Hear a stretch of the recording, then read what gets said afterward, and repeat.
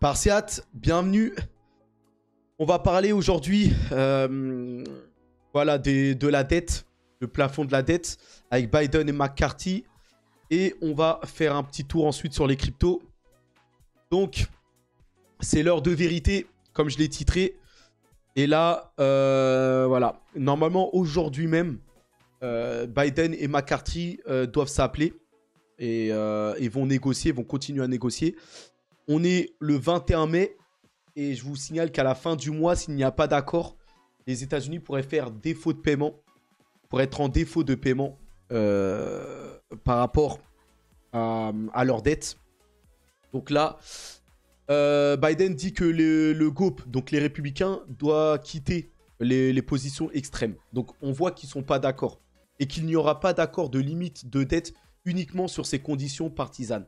Donc lui, Biden, avec les démocrates, là, ils s'en tiennent à, voilà, à leurs idéaux et à leurs conditions.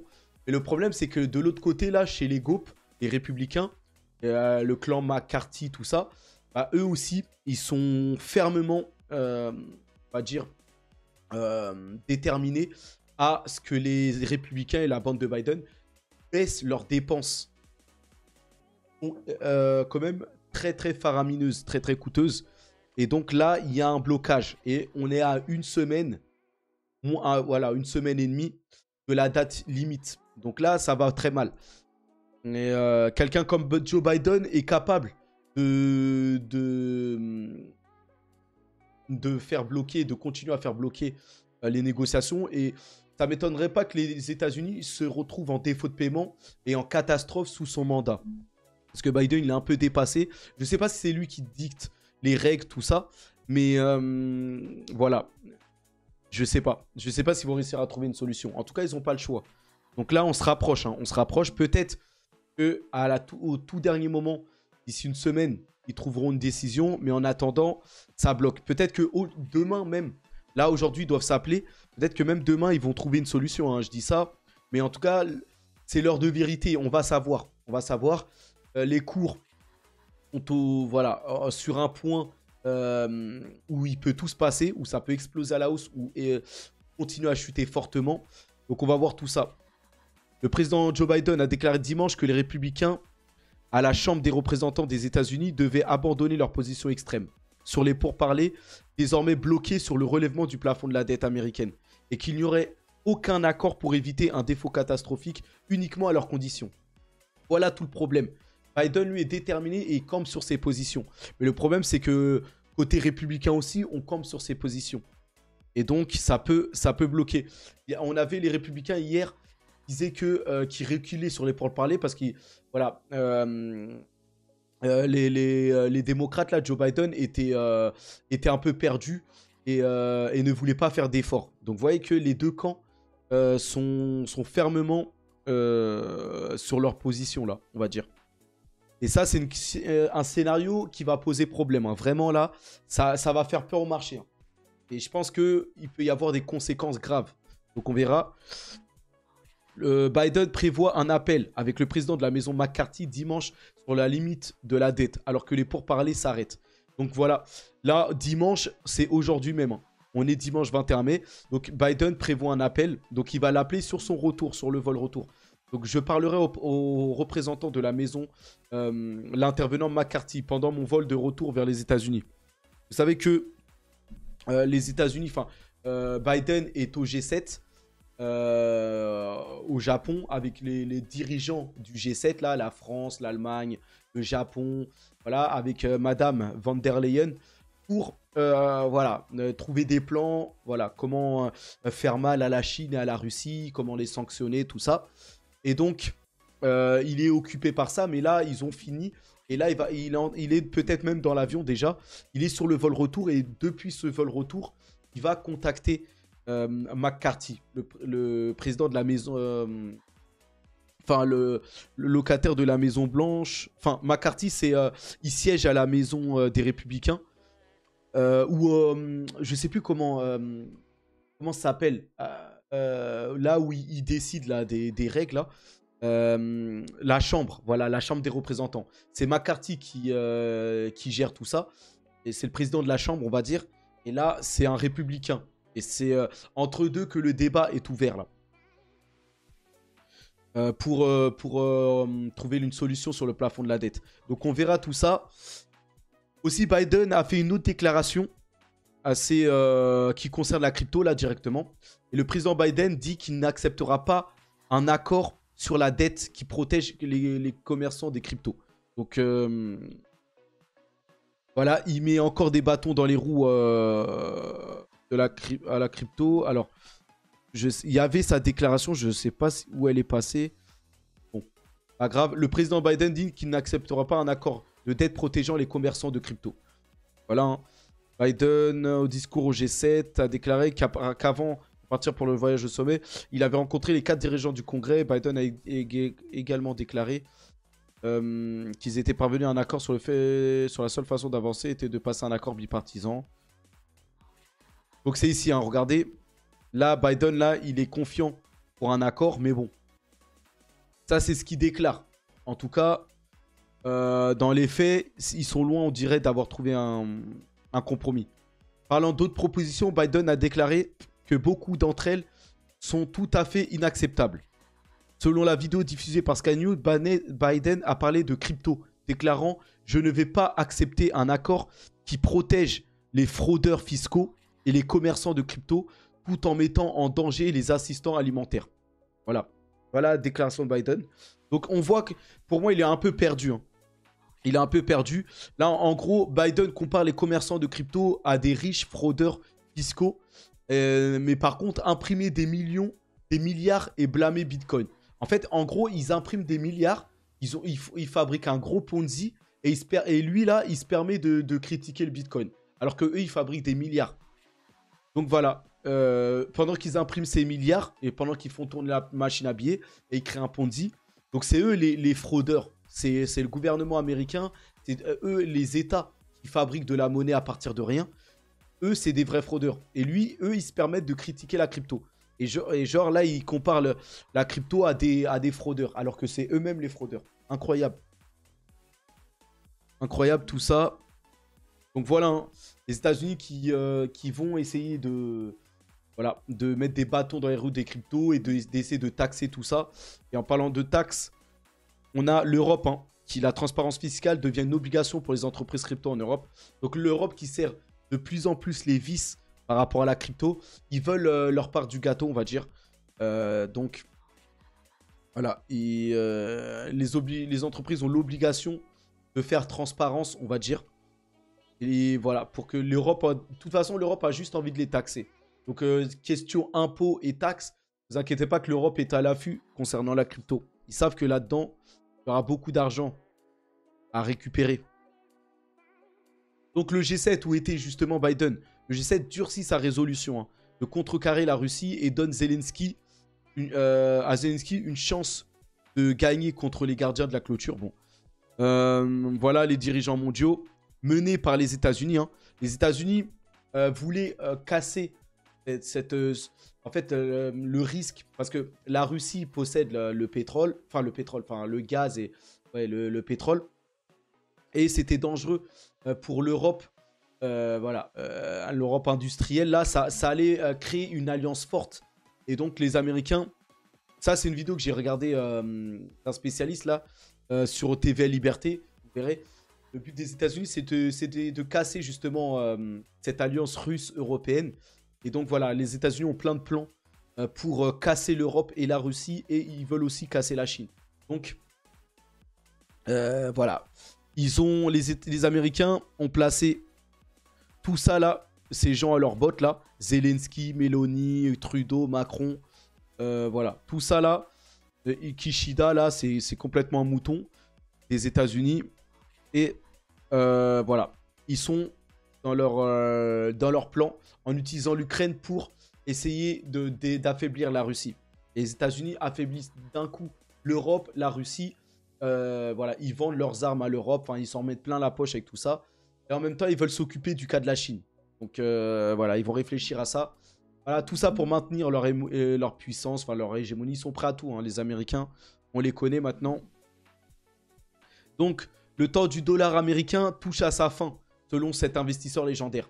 Et là, pour le coup, ça pourrait être vrai. Donc, on avait déjà Warren Buffett qui disait que l'âge d'or américain était terminé. Donc, que le meilleur investisseur de l'histoire, Warren Buffett, meilleur investisseur, bon, ça dépendra, voilà, chacun fera son opinion. Mais bon, en tout cas, lui, c'est le plus patient de tous les investisseurs. Et comme vous savez, dans l'investissement, ceux qui sont patients gagnent. Et comme lui a été plus patient que n'importe qui, bah, il a gagné plus que n'importe qui en investissement. Donc voilà par rapport à ça. Et là, on a aussi le célèbre investisseur Jim Rogers. Donc lui, je sais que c'est une légende aux États-Unis là. Ancien partenaire d'affaires du milliardaire George Soros, a prévenu comme de plus en plus d'observateurs ces derniers mois que le temps du dollar en tant que monnaie mondiale dominante sera sans doute bientôt révolu. Vous voyez, la fin d'un État, c'est la fin de sa monnaie.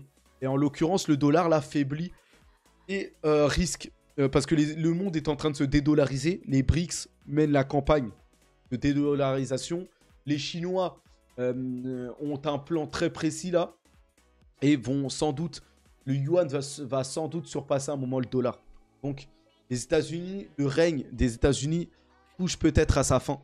Que sa devise perd de sa splendeur, on va dire là. Et ça, j'ai envie de dire, c'est une bonne chose pour le monde entier. Parce que les méthodes américaines, là, c'est pas bon. Et déjà, ça détruit notre pays, là, la France, là. Ça détruit, voilà, leur façon de faire, là. C'est pas bon du tout.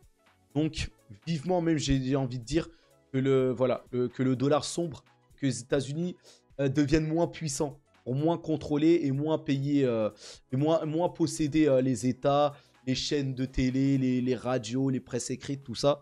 Parce que tout est à leur merci. Ils contrôlent tout, ils contrôlent tout le monde.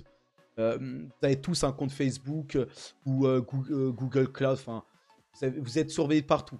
Vous avez un compte iCloud ou Apple ou n'importe quoi. Vous utilisez le GPS, soit Waze, soit Google Maps qui appartiennent à Google. Les deux. Donc, dans n'importe quel cas, vous êtes surveillé et contrôlé. Partout. Par les Américains. Donc voilà, en tout cas par rapport à la macroéconomie. Là, voyons ce qui nous attend cette semaine. Bon dimanche, voici mon top 5. Donc le top 5 selon Jess Cohen. Et donc, il parle du drame du plafond de la dette qui pourrait arriver. Justement, c'est ce qui est en prime sur ma vidéo là. C'est vraiment ça, c'est le numéro 1 là. Enfin, c'est la chose numéro 1 qu'il faudra surveiller. Le plafond de la dette là et les discussions entre les républicains et les démocrates, ça c'est numéro 1. Ça passe même en ce moment là, ça passe même avant l'inflation et les taux d'intérêt là. Ils sont très élevés. D'abord, c'est le plafond de la dette parce que là, la catastrophe pourrait arriver dans une semaine. On ne sait pas comment les marchés crypto, boursiers certainement vont s'effondrer. L'économie américaine va s'effondrer. Si ça arrive, si ça se trouve, il n'y aura rien de tout ça. Mais les cryptos, on ne sait pas trop comment elles vont réagir. À mon avis, pour ça, vu qu'il y a des analystes qui ont dit que les gens se réfugieront d'abord sur l'or, ensuite sur les obligations et ensuite sur le Bitcoin, avant même le dollar, ça pourrait faire les bénéfices du Bitcoin et de l'or. Donc, peut-être que ça sera un mal pour un bien, là, que les États-Unis fassent défaut. Mais bon, après, voilà, il faut vraiment que ça arrive. Et ensuite, on a des résultats d'entreprise. On a l'inflation, tiens, l'inflation PCE aux États-Unis pour la semaine à venir. Donc, à voir. En tout cas, voilà. Là, vous avez Biden et McCarthy qui jouent au château de cartes. Et là, ça pourrait tomber. Vous voyez que là, ces images sont très parlantes, très représentatives, là. Vous voyez, ici, voilà, la Janet Yellen à droite. Voilà, la secrétaire au Trésor américain. Jérôme Powell à gauche. Donc, on dirait qu'ils jouent comme au loto, comme au jeu à gratter, là, par rapport à la finance. Là, ils sont en train de gratter quelle banque, on dirait, ils sont en train d'essayer de deviner quelle est la prochaine banque qui va s'écrouler ou qui va faire faillite. Comme si c'était un jeu pour eux. Après, voilà, c'est une image ironique, vous voyez, qui essaie de caricaturer, en fait, ce qui se passe là. Vous voyez. Et donc, là, on a des résultats d'entreprises qui arrivent. Avec Amazon, Boeing, Coca-Cola, enfin, des vagues de résultats. Ou en tout cas, la vague de la bourse qui arrive sur Wall Street là. On va voir ça. Et donc voici les entreprises qui vont dévoiler leurs résultats cette semaine. Il n'y a pas grand chose d'énorme hein, en termes d'entreprise. On a peut-être Nvidia là, mercredi après la clôture des marchés. Après ça, Costco peut-être. Mais il n'y a pas grand chose cette semaine hein, en termes de résultats d'entreprise. Hormis Nvidia, on a Zoom aussi. Mais bon, Zoom c'est bien retombé dessus, depuis là. Zoom c'est dès demain à la fermeture des marchés. Mais Zoom ça représente plus grand chose. Par contre, Nvidia là mercredi, ça c'est une entreprise voilà, assez surveillée. Sinon, à part ça, pas grand chose en tout cas. Donc voilà, par rapport à ça, on passe aux cryptos. Les cryptos qui sont mitigés. Hein. Le Bitcoin qui est en difficulté hein, à 26 900. Voilà, bon. On attend. Tout ce mois-là, on va dire que ça a rangé à peu près. Voilà. On peut dire que sur ce mois, on est en négatif.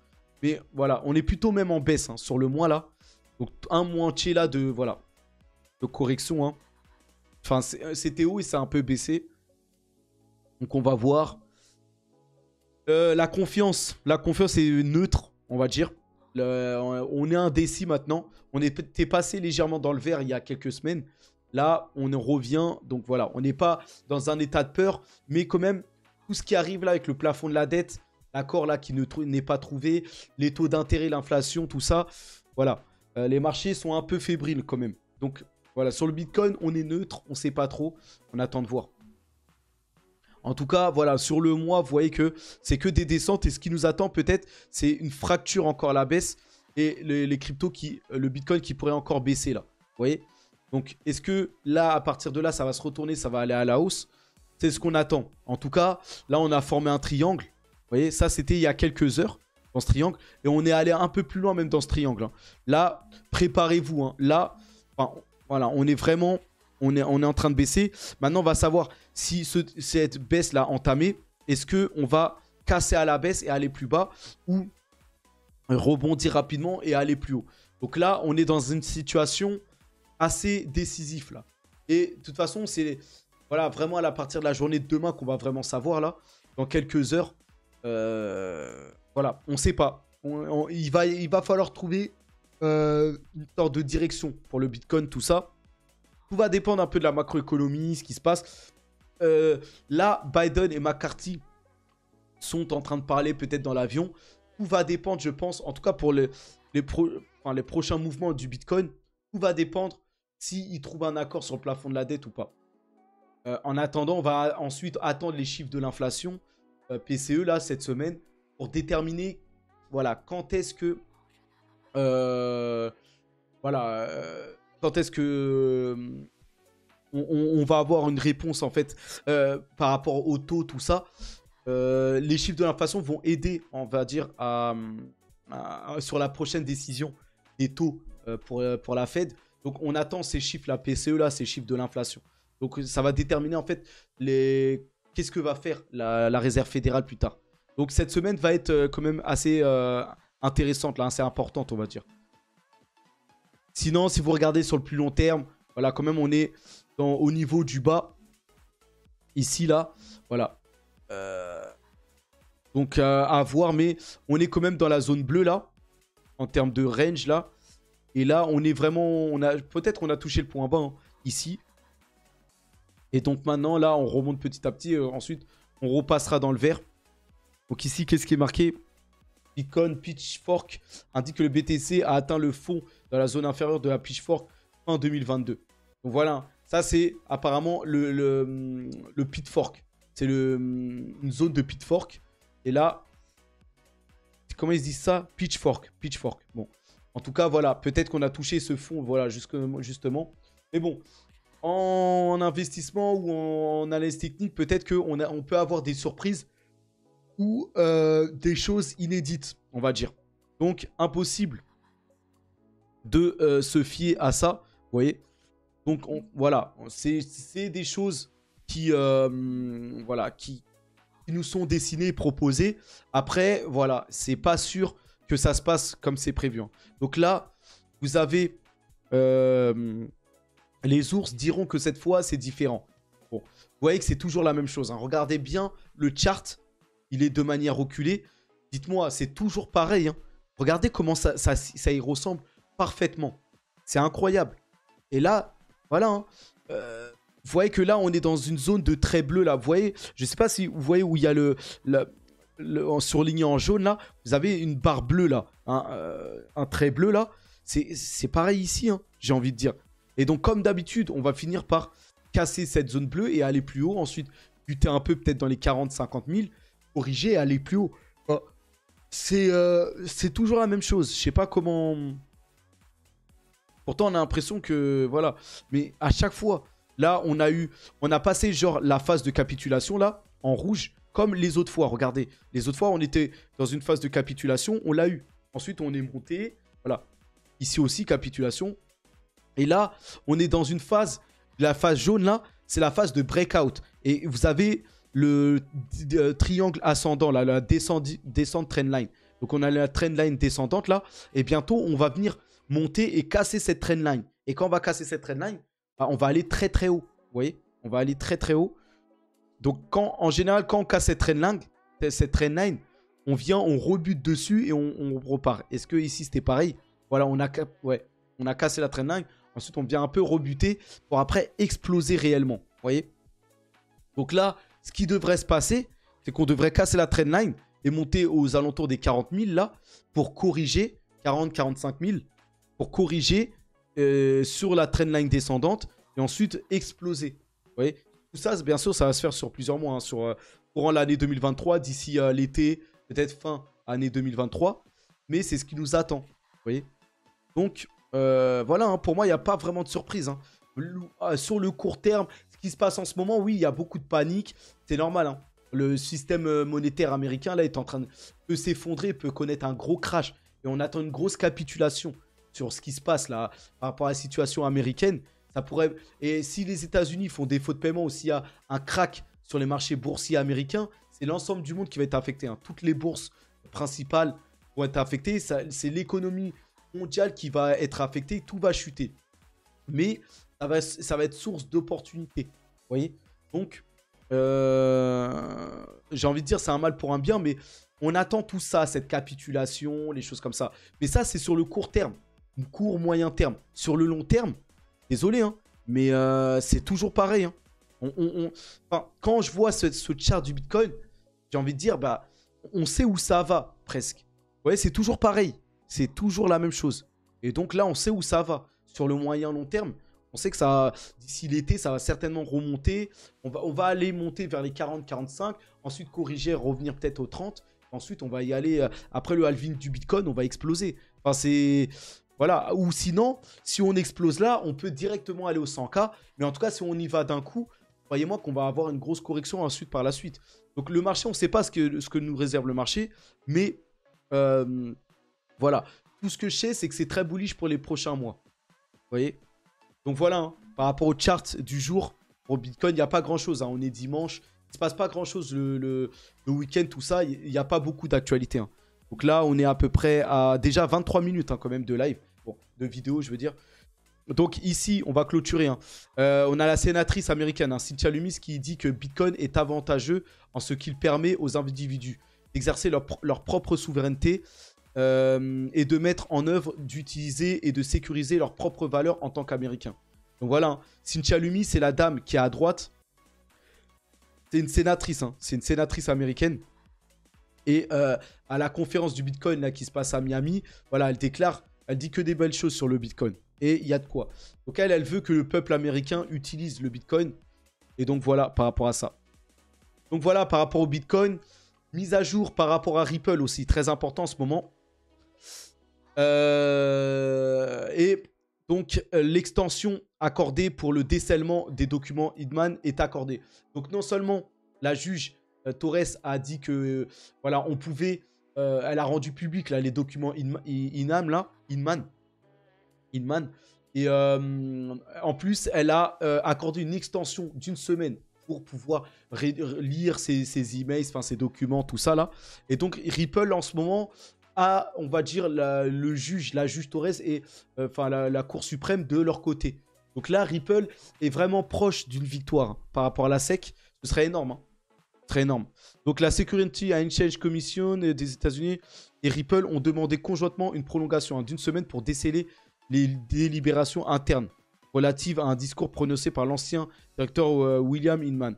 La demande intervient alors que les deux parties demandent plus de temps pour déposer des pièces, y compris des documents Inman qui ont été... Voilà. Donc en fait, Ripple et la SEC apparemment demandent un délai avant de divulguer par rapport à des choses par rapport à ces documents, les choses comme ça. Et ça a été accordé, hein, vu que les deux parties le voulaient, donc voilà. Donc voilà, extension accordée hein, par le juge de district Torres. Hein. C'est Annalisa Torres, c'est une femme.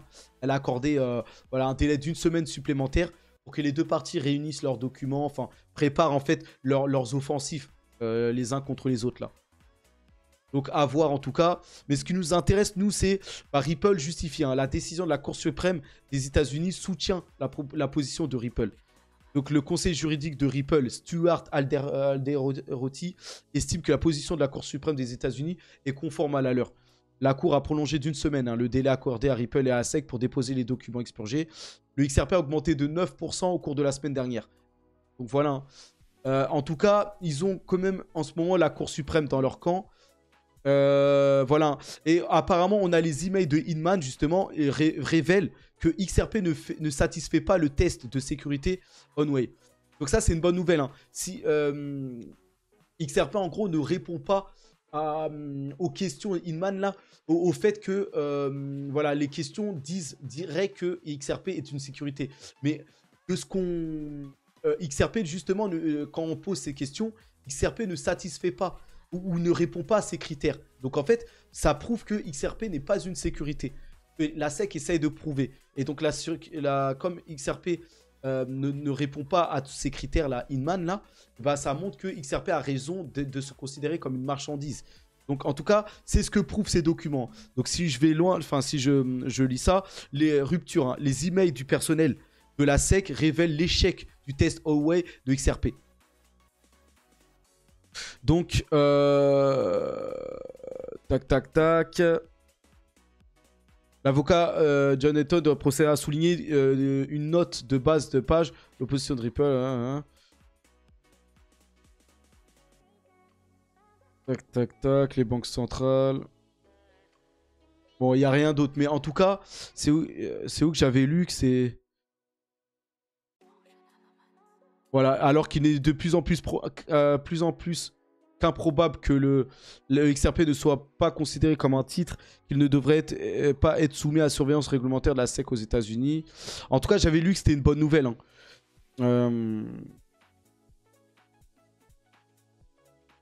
Bon, là, je ne le trouve pas. Tac. Mais bon, en tout cas, c'est une bonne nouvelle. Tout ce qu'il faut retenir. Voilà. Et en tout cas, XRP apparaît comme la crypto la plus performante, hein, avec une augmentation de 55%, selon un rapport Messari. Donc XRP qui progresse. Après, quand on parle de performance, on exclut hein, les mêmes coins qui font des plus 200%, plus 100%. Enfin, là, on se concentre sur les principales cryptos les plus connus. Enfin, peut-être le top 50 cryptos hein, par là. Et là, XRP mène la danse, on va dire. C'est l'une des cryptos les plus performantes de la semaine. Et il y a de quoi. Hein, parce que non seulement XRP est sur le point de gagner peut-être face à la SEC, mais en plus XRP là se développe rapidement et peut être la plateforme, le réseau que va utiliser tous les États par rapport au CBDC, les choses comme ça. Donc ils ont même un partenariat avec Hong Kong là, par rapport à l'immobilier tokenisé, tout ça. Mais XRP se développe très vite. Hein.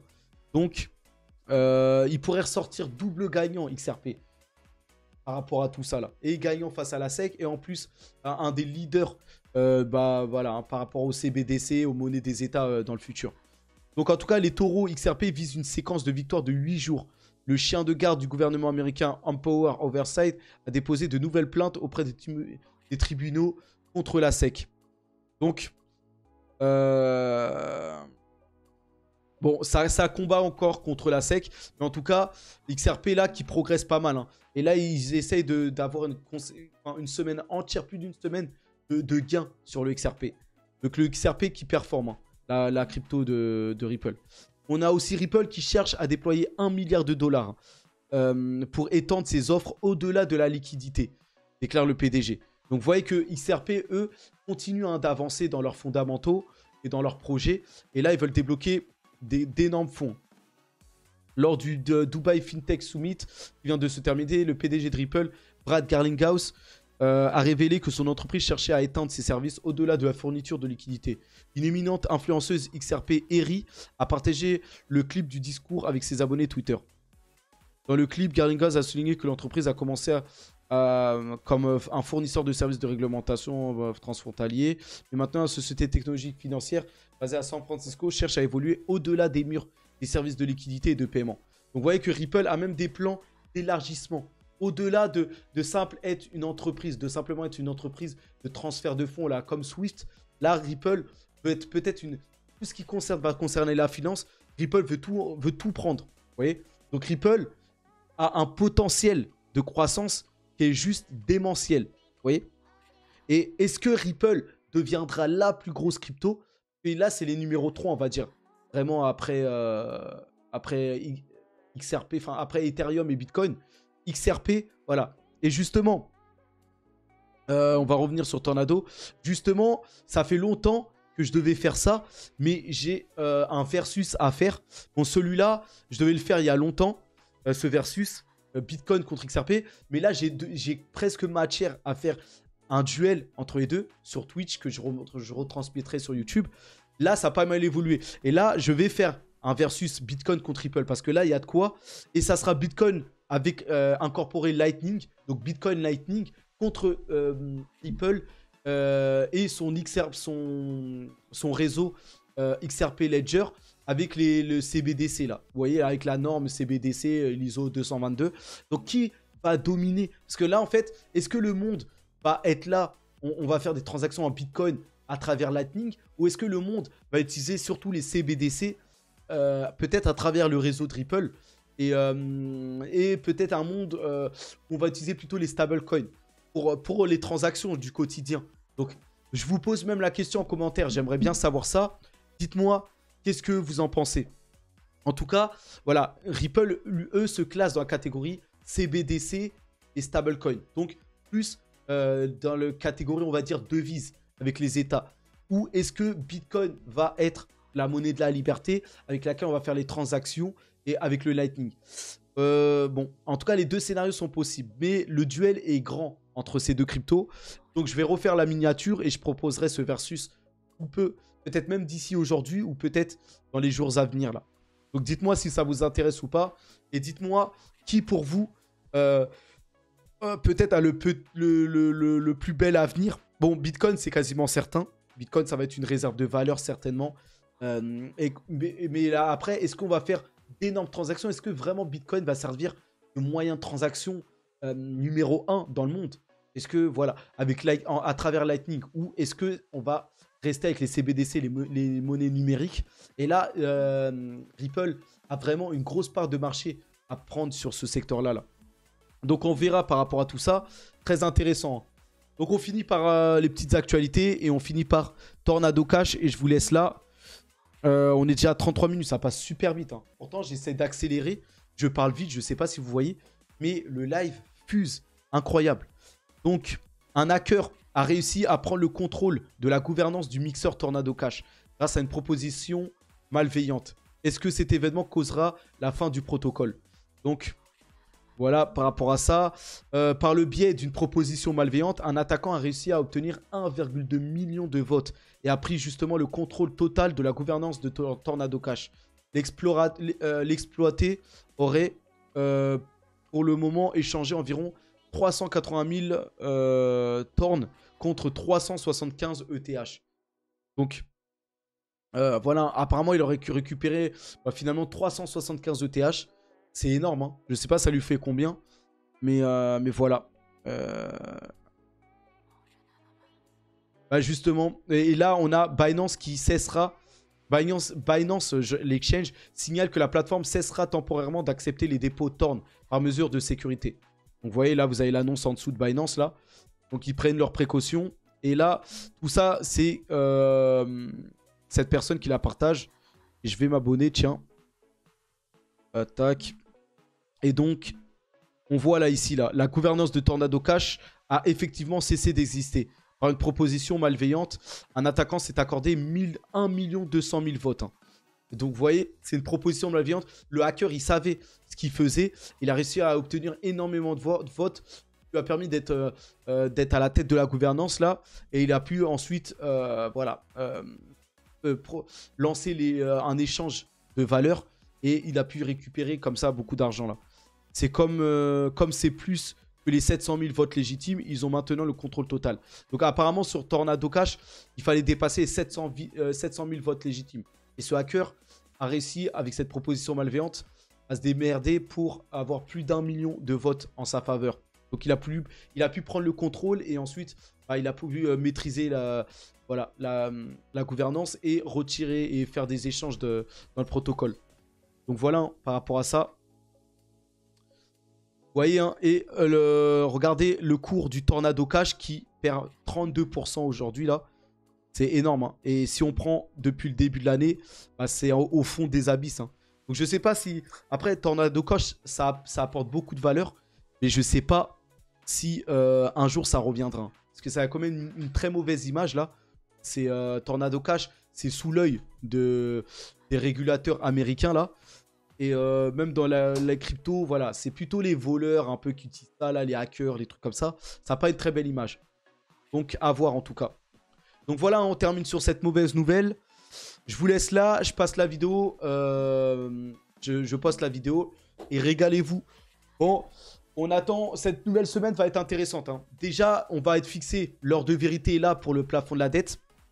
Entre Biden et McCarthy, on va voir s'ils vont trouver la solution. C'est la principale chose qu'il faut attendre surtout cette semaine. On va voir les chiffres de l'inflation, tout ça, on verra. En tout cas, semaine volatile. Hein. Donc, restez à l'affût, restez concentrés et faites attention à vous. Spartiate, force à nous hein, et force à vous. Allez, à plus.